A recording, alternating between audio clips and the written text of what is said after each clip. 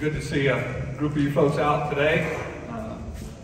It's been an unusual season, but it seems like every year we have is an unusual when some weather event or something that occurs that makes the crop quite interesting.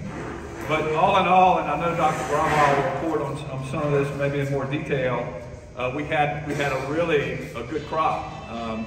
17.1 million tons of cane, which is a great number, and we produced 2,061,000 short tons raw value of sugar. So that's an excellent number. Something that we as an industry should be proud of. I think this is the first year that we get over 2 million tons of raw sugar production in the state, and that's quite an accomplishment and something to be said for our industry and the work that our researchers and our farmers and millers do to bring the crop in. So let me just move into a couple of things going on and things that we're working on with the league. First, I'll start with some activities in Washington. So this is a Farm Bill year. The Farm Bill is set to expire at the end of September with the government year. The government year starts October 1, ends September 30th. So it's at the end of this year, the Farm Bill is set to expire. The sugar provisions are unique in that it carries through next year's crop. So we're protected with regards to that, but we're not sure what's going to happen with the Farm Bill. We could see a renewal or an extension of the Farm Bill, a renewal of the provisions, sugar provisions. We just don't know. We've got a new Congress with more than 50% of the members of Congress, both House and Senate, who have never voted on a Farm Bill. So a lot of work to be done in Washington with regards to educating members of Congress. So that takes us right into the educational efforts that we undertake, and we start with the fly-in activities that we do. The last 2 years, because of the COVID situation, we've done those fly-ins virtually via Zoom, and we were quite effective at doing that. But this year we'll go back to in-person meetings and in-person fly-ins. And the first week we'll bring some 13 or so growers and millers from here in Louisiana up to Washington to meet with the beat guys and to make joint calls on House and Senate offices and members and their staffs. And in the second week, I think we're bringing 9 folks up. So we'll have a good contingency of people in Washington spending their time and money to work on behalf of the entire industry. So if you all have particular interest in attending fly-ins, I know some of you here have been on fly-ins with us before, but if that seems to be something that you may have interest in doing on behalf of the industry, let us know. We're always looking for some fresh new faces to complement kind of the veterans that make the trip with us. We'd love to see some new folks engaged for next year. Let us know and we'll put you on the list for information with regards to that. So what are we looking for in the Farm Bill? There's a whole list of opportunities and possibilities. Generally, the sugar program works for us. It works for America. It works for American consumers. And so the general consensus is that we look to keep our same program, but maybe look for some enhancements to it. And when we start talking about enhancements, the first thing we talk about is the potential to increase the loan rate. The loan rate is the rate that mills are able to borrow from USDA on. That loan rate right now is around 21 cents a pound. And we're hopeful that there'll be room to push that up. We'll see what happens. You get into some really intense negotiations with regards to that. But one thought is to push that loan rate up to get closer to the rate that are in the suspension agreements that manage our trade with Mexico. And that rate in the suspension agreements is closer to 26.5 cents. So we'll see how this works out. A lot of negotiation goes on with regards to these things, but that's one of the things that we're looking at. There are some other opportunities to potentially improve the crop insurance program, some other opportunities with regards to conservation payments and those kinds of things that we're looking at. So we'll start to hone in on some of that stuff, but there's a long list of opportunities for us. Other things in Washington, you know, labor is critical to us. The H-2B and the H-2A labor programs, we'll continue to monitor those things. The Department of Labor is pending some announcements with regards to wage rates. We don't know when that'll come out or if it'll come out, but we're heavily engaged with Louisiana Farm Bureau and American Farm Bureau on labor issues and wage rates. We'll continue to watch that. Other things in Washington that we work on, appropriations for USDA and research, and I'm really pleased to say that in the last round of appropriations that was approved in December, we were fortunate to get an additional $2 million in research funding approved for sugarcane research. It was a joint effort that we worked on with Florida, and it's primarily for the benefit of genomics research in Stoneville, Mississippi.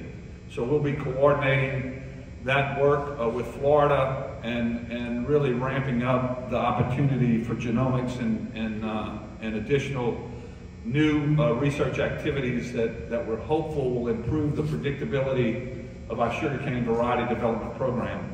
Herman and some of the folks that speak after me may want to speak to some of the specifics of that, but that's some exciting new stuff and just another way that the American Sugarcane League uses your resources to gain more resources and uses your money as seed money to go to Washington and get more money for our industry. So that's a big number. In addition to that, we're fortunate, primarily by the work of Congressman Garrett Graves, to receive another $4 million in addition to the $10 million we received the prior year to work on the completion of the USDA research facility at Houma at Bull Run, to move that facility out of downtown Houma and onto the research station. So another bit of result from the work that we do in Washington. With regards to activities in Baton Rouge, you know, this is a big election year in Louisiana. All of the House and Senate seats at the Capitol in Baton Rouge are up for election, along with the governor and all of the other statewide offices. So I encourage all of you to be active with regards to those elections. And when candidates come before you to talk about various topics and some of their issues, please make sure that you talk with them about sugarcane and sugarcane production. You know, our industry provides a $3 billion economic impact to the state. It supports 17,000 jobs, and we need to make sure that the folks in Baton Rouge understand just how significant our industry is to the economic well-being of the rural communities where we primarily live, work, and play. So make sure that you're engaged with the political forces that are running for office. It's very, very important. Other things in Baton Rouge that may be concerning to us, you know, burning is always something that we have to be careful with. We had a few issues with regards to agricultural burns, primarily on the western side of the state. There was an unfortunate fatality as a result of an agricultural burn back in, I think it was back in October. That agricultural burn was not the result of a cane burn. It was a rice field burn or a crawfish levee burn or something like that. But nonetheless, it was an agricultural burn, and we get caught up into those kinds of things. I'm not certain if any potential legislation may be forthcoming or not. Outside of that one event, I have to say that the sugar industry did a pretty good job as the folks at the State Department of Ag and Forestry who field complaints tell us that this year was kind of a low year for complaints. So I think we're making progress and doing a much better job, but it only takes one significant event to really put pressure on us. So I just encourage you, I know that there are probably fields that still need to be burned out there. Just please do your best to minimize the impact and be very, very careful. You know, the provisions of the burn management program provide some protection if you follow the best management practices, but that's not to say that they absolve you from any liability associated with a burn. And I know the fatality that resulted in Vermilion Parish, there's a lawsuit pending on that one, and I'm certain that that's not going to turn out very good for that grower and the insurance company. So be mindful that while operating under the best management practices and the prescribed burn program provides you some level of protection that you're trying to do the best you can, it does not indemnify you from liability. So you need to please keep that in mind when you're doing your post-harvest burns that are still to be remaining out in the fields. Final things, research activities within the league. Herman and the research staff will be undertaking our dedicated research program. You know, dedicated research is a committee that funds the research request that the researchers bring before us. Some 4 millers and 4 growers sit on that committee to entertain those proposals. It's a two-day process that's quite diligent and time-consuming, but we'll have ample money available to the dedicated research committee to foster and fund the research activities that we undertake. Finally, our annual meeting is February 7th and 8th, just a couple weeks away. It's in Baton Rouge at Lafourche. We encourage everyone to attend. It's going to be held again in conjunction with the ASSCT. So we're looking forward to having a good turnout there. Our keynote speaker will be Mr. Jim Wiesmeyer.